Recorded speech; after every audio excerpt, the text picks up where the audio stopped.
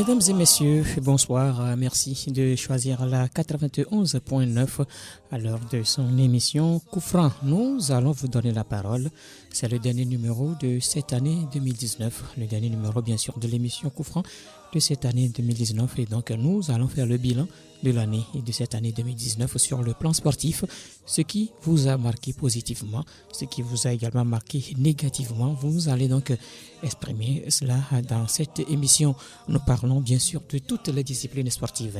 Nous parlons donc de l'équipe nationale du Togo, du football au Togo, du basketball, du handball, du volleyball, du tennis, de la boxe, tout, du cyclisme. On va parler un peu de tout ce soir dans cette émission Coup franc. Alors, c'est à vous donc de nous dire ce qui vous a véritablement marqué cette année. Et nous le disons tantôt, ce sont toutes les disciplines sportives qui sont donc concernées dans cette émission bilan. C'est comme bilan donc à votre niveau. Alors, vous allez dresser ce bilan-là dans cette émission Coup franc. C'est le sujet de ce soir. Encore quelques jours et l'année 2019 va rentrer dans l'histoire. Dites-nous quels sont les événements les événements sportifs bien sûr qui vous ont marqué durant cette année. Vos bilans positifs et négatifs sont donc attendus dans cette émission. Coup franc de ce soir est une mise en onde de Anas PM. La vidéo est une affaire de l'homme à devant et devant ce micro. Moi je suis Grégoire Attignon. Les numéros, oui.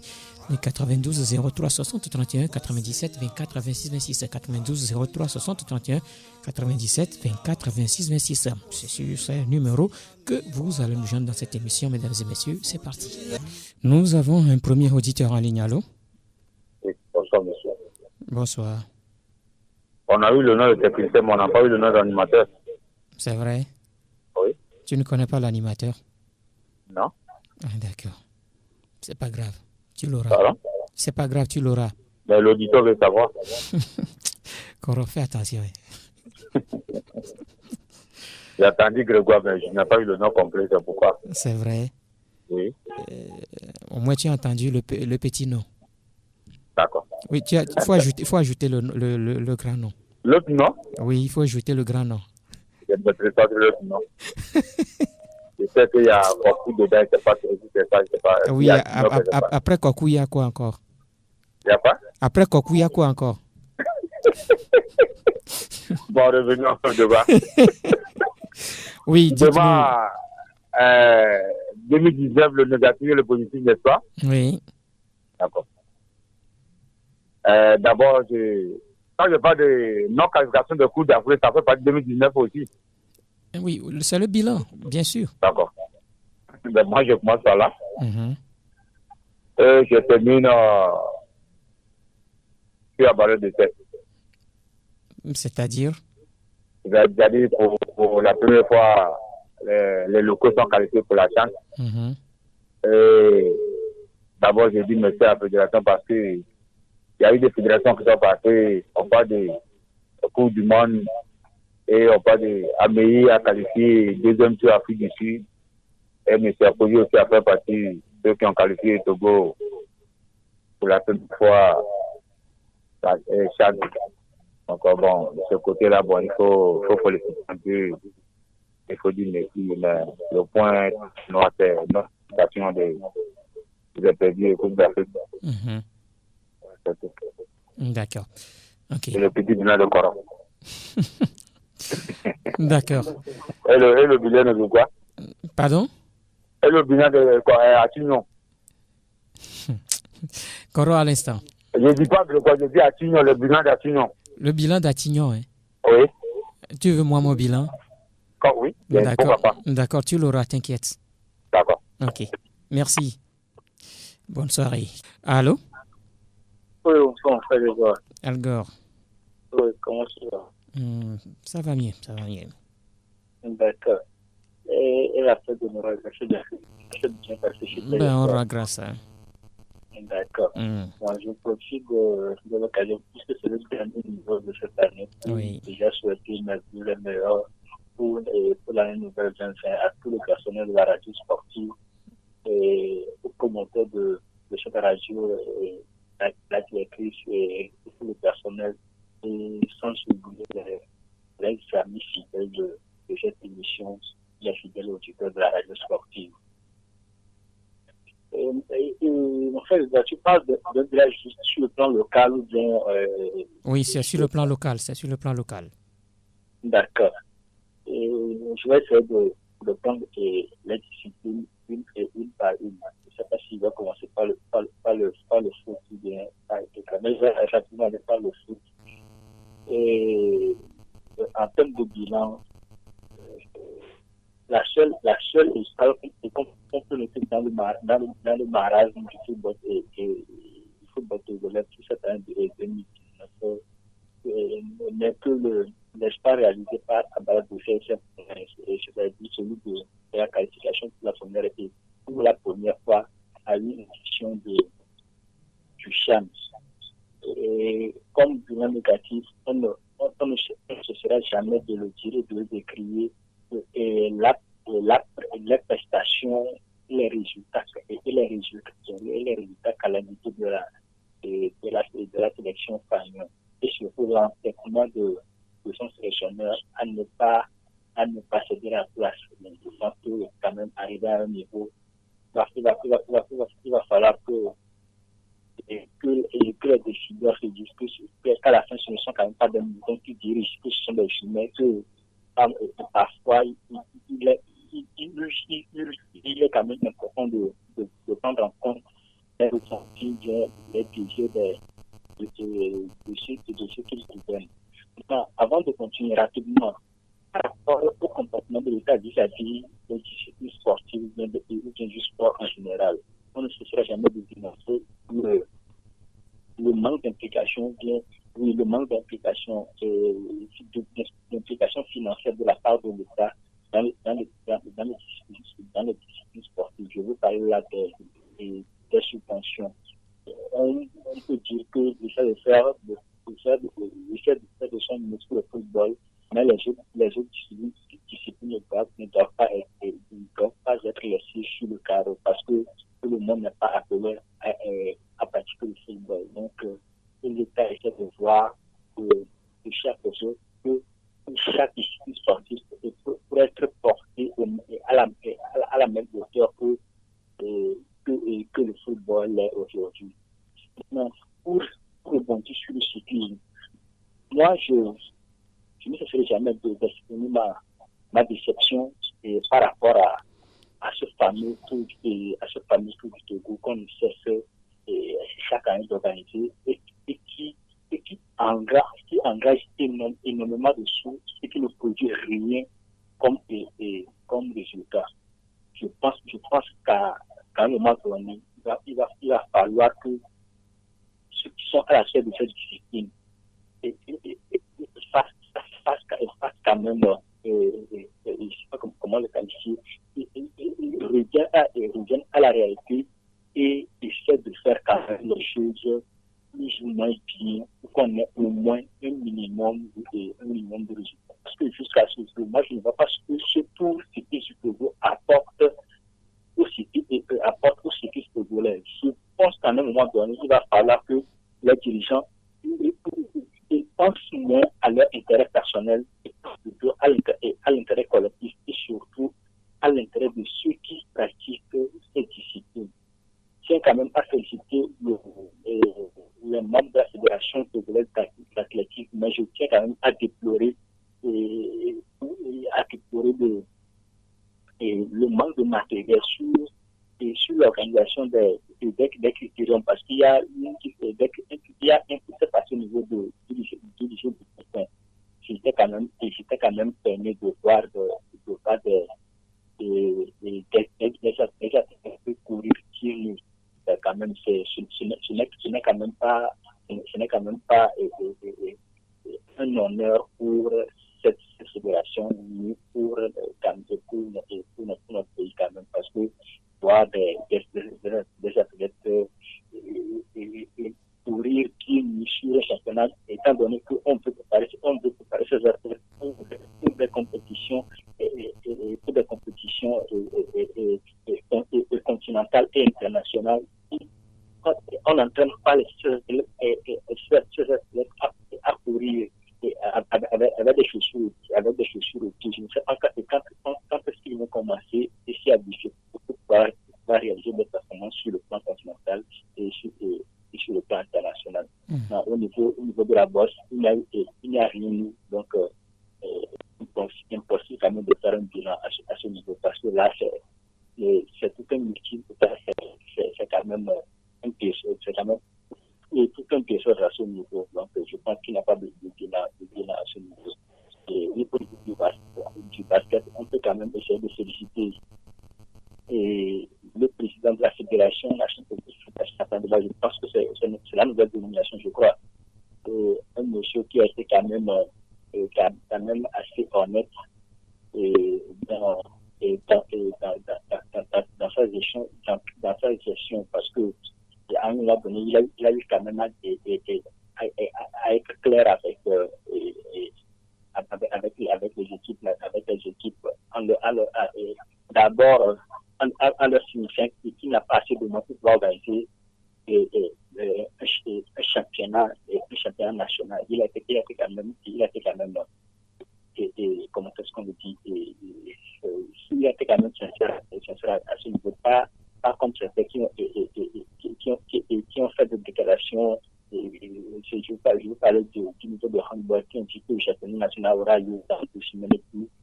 Bon, je ne sais pas si les 2 semaines ne sont pas encore arrivées à ce niveau, mais on n'a pas eu le championnat, mais on tend pratiquement vers la fin. On est carrément à la fin de l'année, mais ce championnat, on ne l'a toujours pas.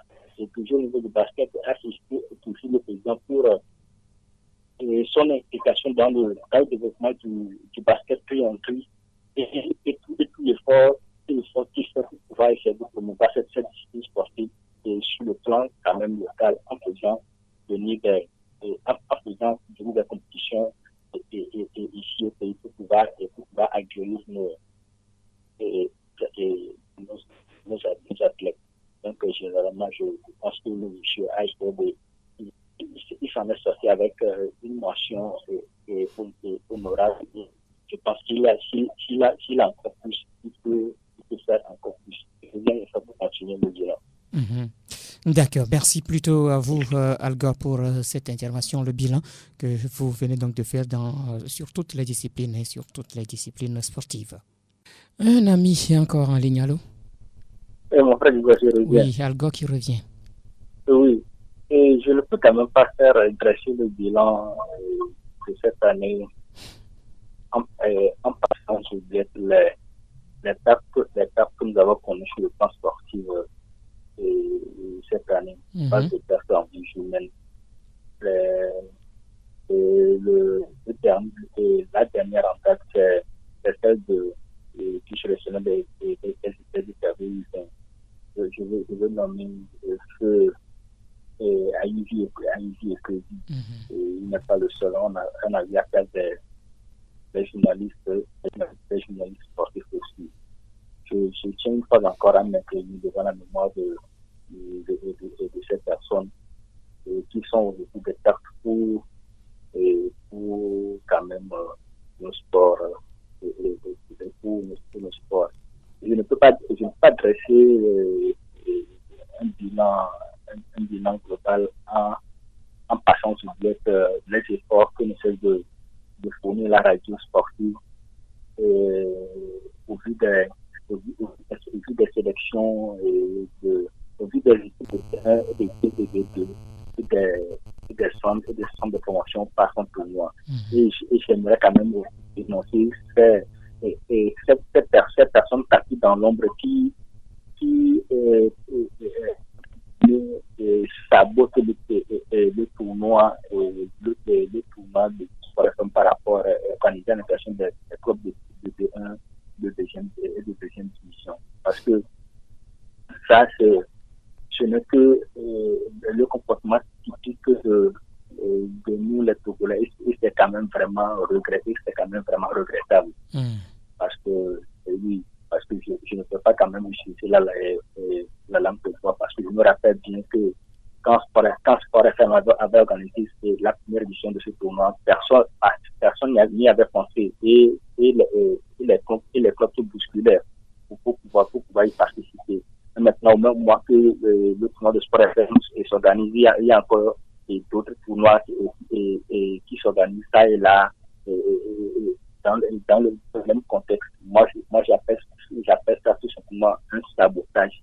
n'a pas dit sabotage, alors que quelqu'un vient de mentir et expliquer le pourquoi bien le bien, le pourquoi de ces compétitions similaires qui s'organisent et qui ont pour même but et même objectif que celui de la radio sportive. Donc, en tout cas, abat ces saboteurs et que tout le monde essaie de réfléchir à son niveau et essaie de contribuer et comme il peut au développement de nos sports et non de vouloir saboter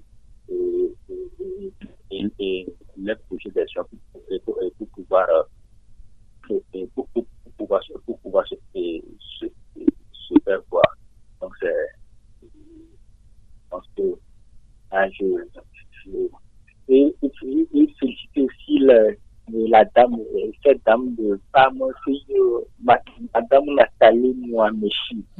Elle est quand même une porte-flambeau de la nation congolaise, parce que ici aujourd'hui au niveau du FI, où le nom du Togo peut résonner et retentir à tout moment. Je pense que c'est aussi grâce à cette dame, par son dévouement, par son travail par son dévouement, son travail et pour ses sacrifices, son amour pour la discipline et pour la discipline qu'elle pratique et toute son implication pour le développement de la jambe féminine à travers le sport. Il tient quand même à lui tirer le chapeau et à tirer chapeau à tous ces messieurs et dames qui de par leur propre poche, ils cessent de faire des efforts pour pouvoir faire développer tous les sports. Je parlais du karaté, du judo, du tennis de table, en passant bon.